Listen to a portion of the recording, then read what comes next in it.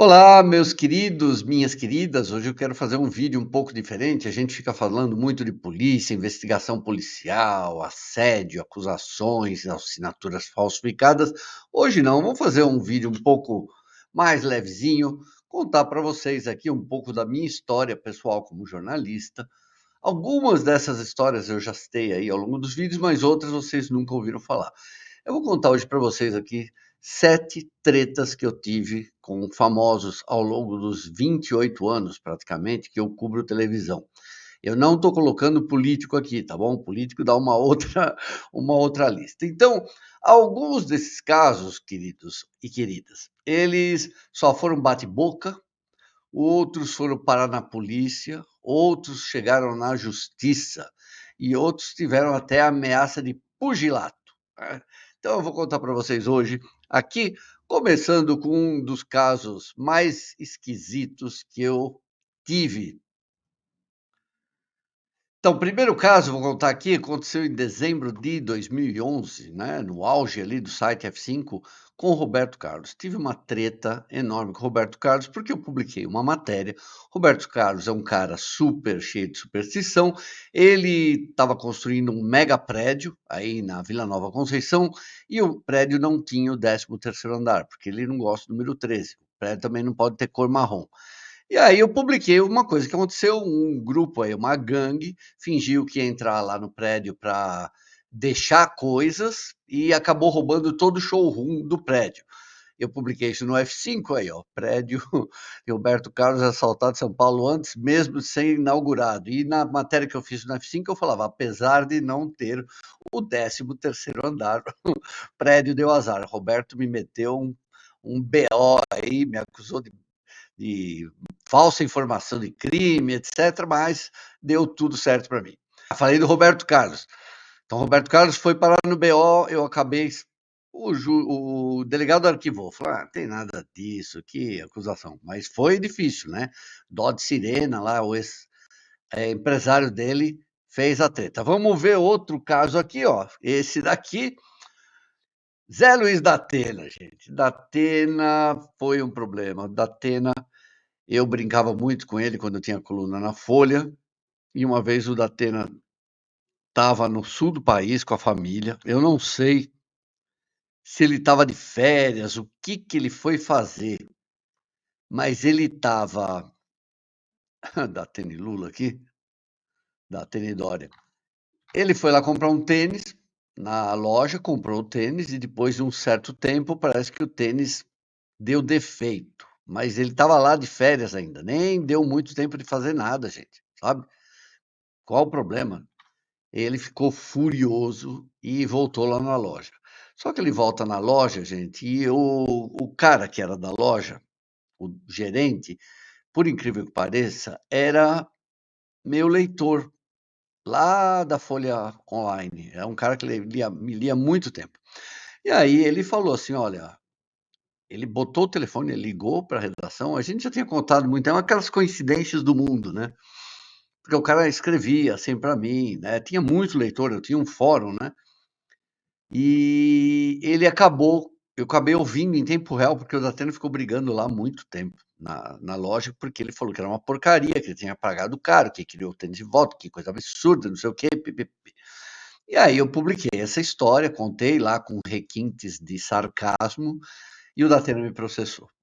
Ele entrou com processo, eu tive que ir até a vara, aqui o fórum da Barra Funda, né, fórum criminal, mas daí chegou lá, né, ele não foi. Ele desistiu aí de me processar depois, e depois a gente conversou, ficou tudo bem, né, vamos continuar.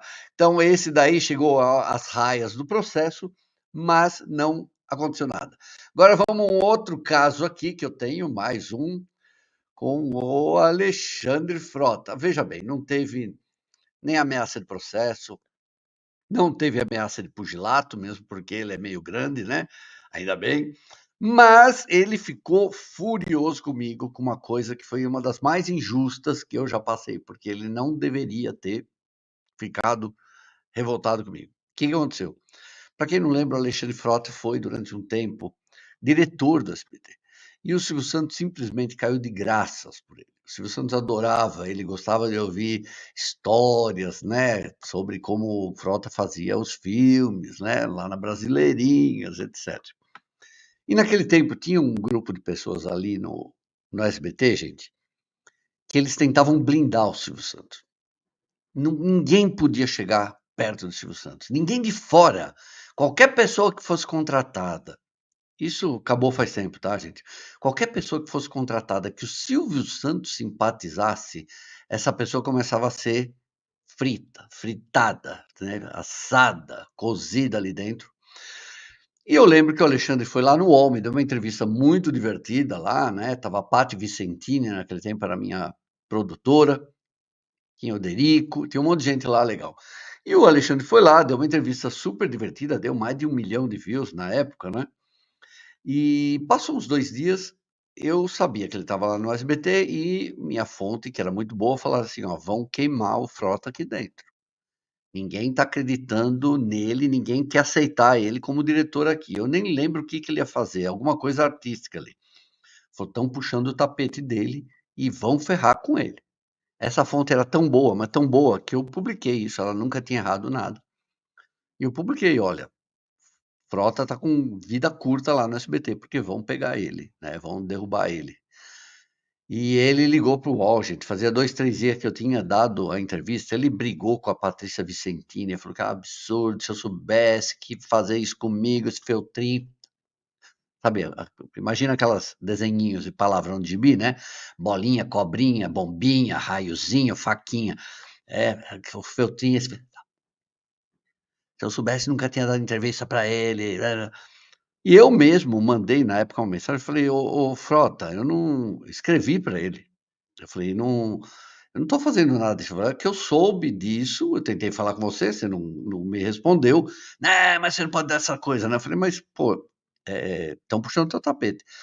E, de fato, passou 10 dias, ele foi demitido. Demitido de uma maneira extremamente deselegante, desonrosa, né. Um dia ele chega lá para trabalhar, ele tinha a salinha dele, tinha um computador lá dentro do SBT, e um dia ele chega lá, primeiro tiraram o armário, no outro dia tiraram a mesa dele.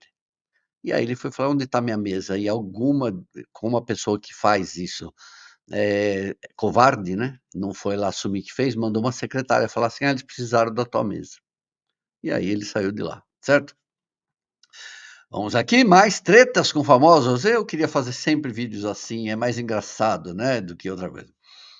Tá aqui o da Atena com o Dória, da Atena com o Dória. Vamos ver outra pessoa. Esse aqui quase virou pugilato. Certo? Isso aqui foi briga feia e vocês conhecem ele, eu também. Sim, senhoras e senhores, Alexandre Correia, a gente se conheceu da pior forma possível. Como vocês sabem, a Ana Hickman não acabou nem o ensino médio, né? Não foi nem a 8ª série, acho que nem a 7ª. Quando ela vai trabalhar na TV, então é a mulher que ela era linda, maravilhosa, com zero cultura, né? Então ela falava muita palavra errada. E nesse tempo eu tinha coluna ali, isso já está em 2005, 2006, quando ela entra para trabalhar na Record, né, 2004, 2005, e ela falava muita besteira, palavras erradas completamente, né. E aí um dia ela falou alguma coisa do tipo que alguém falou se ela tinha posado numa revista, e ela falou, acho que eu pousei, né. E eu lembro que eu tirei um sarro, né, no dia da coluna que eu ia fazer, falando que ela estava confundindo, né, aves com fotografia. E esse sujeito aí me liga lá na redação, eu atendo o telefone, ele fala: "É Feltrin, você?". Já vi que era uma pessoa esquisita. Falei: "Aqui quem está falando é o Alexandre Correia. E olha o seguinte, eu tive que tomar um Lexotan para falar com você aqui, porque o que você fez", aí começou a descascar, descascar, me descascar, assim, porque eu furioso, porque eu tinha tirado sarro da Ana Hickman, mas muito furioso mesmo. Eu esperei ele falar, gente, sim, eu era editor-chefe, já tinha passado por 11 de setembro, guerra do Pará guerra do Afeganistão, guerra do Iraque, estava ali naquela mau humor desgraçado, e aí eu descasquei ele. Falei: "Ó, escuta aqui, seu você quiser me encontrar, vem aqui, eu estou na Barão de Limeira, a gente se encontra, você me chama, não precisa nada". Eu estava espumando de ódio.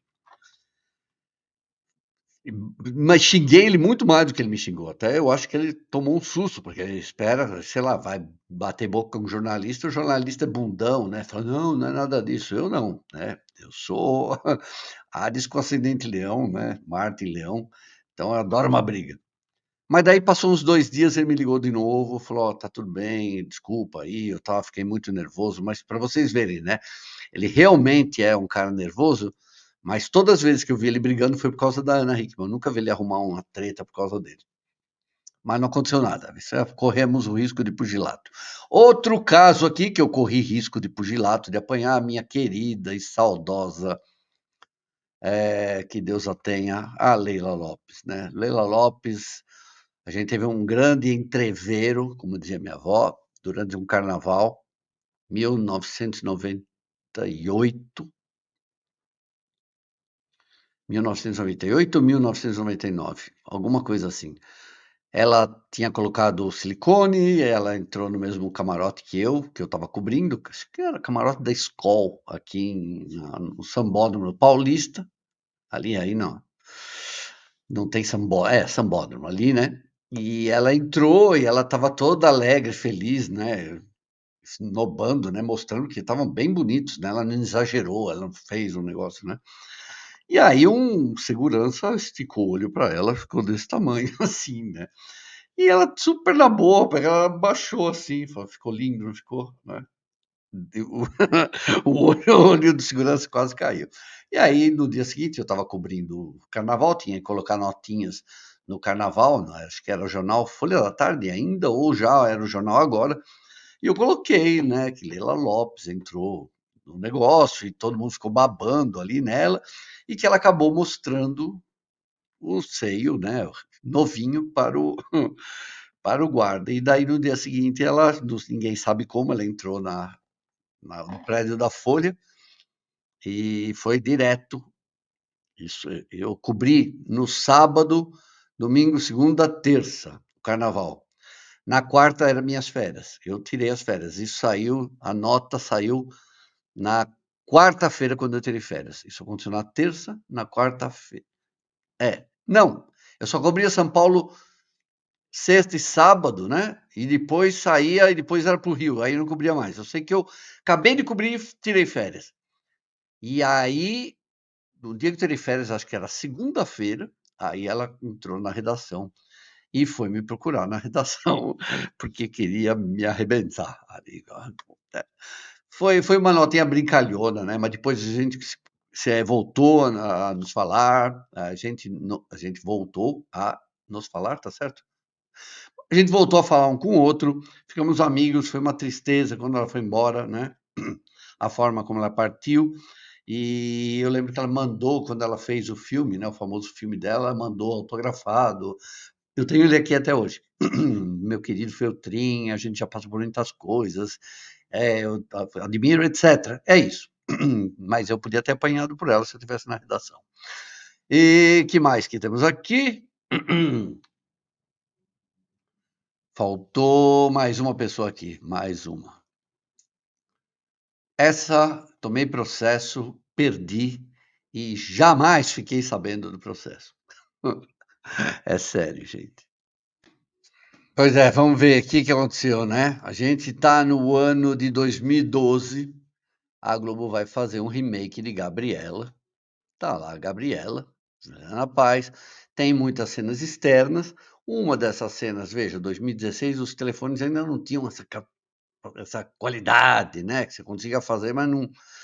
E aí tem uma cena externa lá, que é a cena que a Juliana Paz vai fazer topless, né, na série. E aí eu tenho uma fonte lá dentro, essa fonte me manda foto. Eu não lembro nem se não mandou para aquelas pastas FTD, para quem tem 600 anos talvez tenha ouvido falar. Mas o cara fez a foto dele ali no negócio, mandou para mim, era a fonte. E aí eu publiquei isso daí, esqueci, essa matéria entrou lá, veja Gabriela, não sei o quê, nada demais, né? Não aconteceu nada demais. Aí, anos depois, eu tô lendo aqui a internet.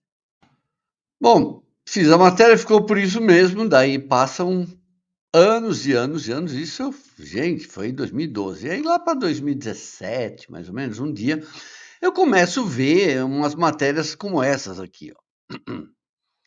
Site é condenado a indenizar Juliana Paes. Esse aqui é o Jus Brasil, adoro esse daqui. Quando você conhecer alguma pessoa nova na sua vida, entra no Jus Brasil e checa a capivara, certo? E aí eu entro aqui, fico o dia inteiro vendo isso, site, não sei o quê, UOL tem que pagar indenização, e eu nem liguei, eu lá sabia. Só de noite que eu fui ver quem era o processado. Tinha sido eu nunca tinha ficado sabendo do processo, o UOL nunca me perguntou, acho que comeram bola, né, alguma coisa aí, e acabou perdendo o processo, né. 50.000 o UOL pagou para Juliana Paz e 50.000 pagou para a Globo. Eles falaram que eu camuflei a marca d'água da Globo e usei informações descontextualizadas. Gente, era só perguntar para mim que eu entregava foto verdadeira, não tinha nada de marca d'água, sabe? Um absurdo isso daí.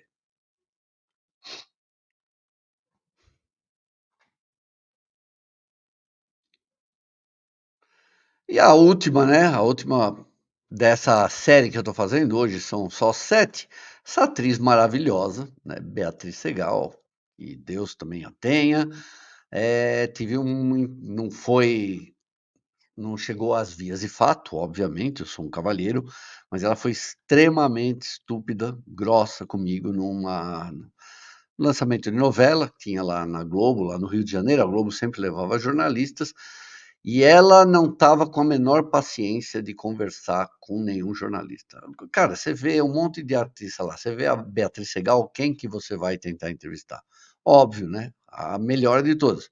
Fui lá entrevistá-la, levei uma patada, mais uma patada, tipo assim, que você quer e não sei o quê.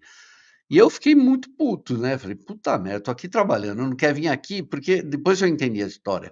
A Globo obriga, às vezes, o ator ou a atriz ir lá, ele tá no contrato, ele tem que participar da porcaria da coletiva lá, igual filme.